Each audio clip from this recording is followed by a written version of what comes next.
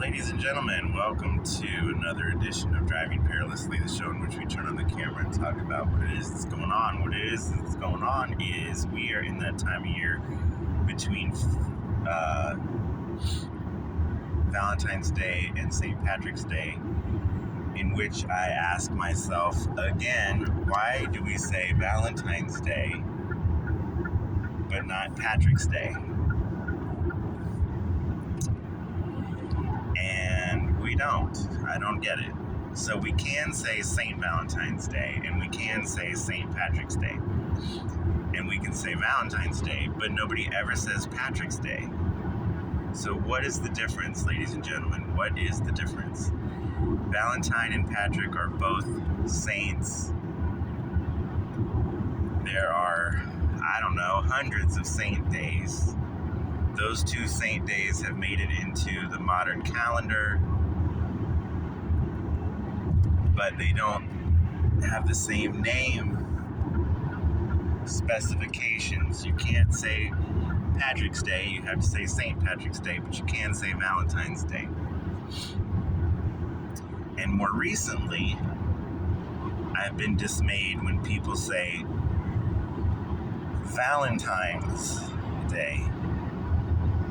Valentine's Day. And there's someone who will remain unnamed, but I listen to them talk a lot. And that person says Valentine's Day. And I don't get it. And I've also heard Valentine's, and I've heard Valentine's. I don't get it.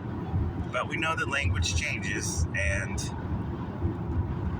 if they didn't grow up hearing that it is named after a particular person, if they didn't grow up hearing the stories other people have heard, the words just change.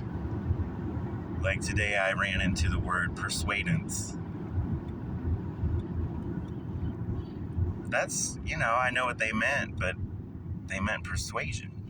But maybe persuadance will become a word. Who knows? What's the cutoff point? How many people have to use it before it's a word? So it's that time after Valentine's, before Patrick's, in February, when I ask myself those questions. Does anybody else even care about those questions? So the other day I saw some deflatables, and they were Valentine's deflatables. This yard had about 10. Is that possible? More than 5. Valentine's deflatables. So maybe there's going to be deflatables for every holiday. I don't know if I've seen any Patrick's Day deflatables yet. What else is going on? So there is a sign up letting everybody know that the Palm Beach Zoo has a new baby sloth, which is wonderful. I was at the Palm Beach Zoo when they introduced the male sloth to the female sloth. The female sloth was running all over the cage. I've never seen a fast sloth before. I've never heard of a fast sloth before. Never seen a video of a fast sloth before.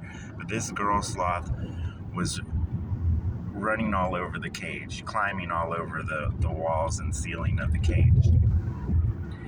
And next to her in another cage was the male sloth who looked asleep. And it was the first time, or recently, that they had been placed in cages next to each other, and she was very interested in him. And now there's a baby sloth.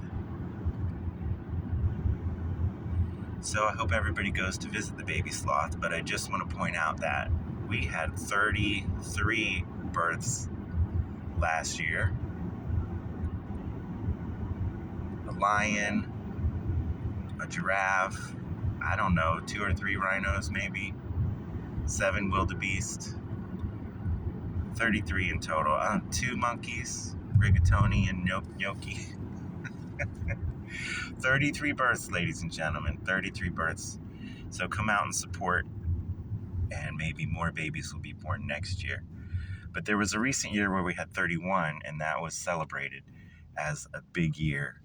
But last year, 33 births, ladies and gentlemen. So that's wonderful.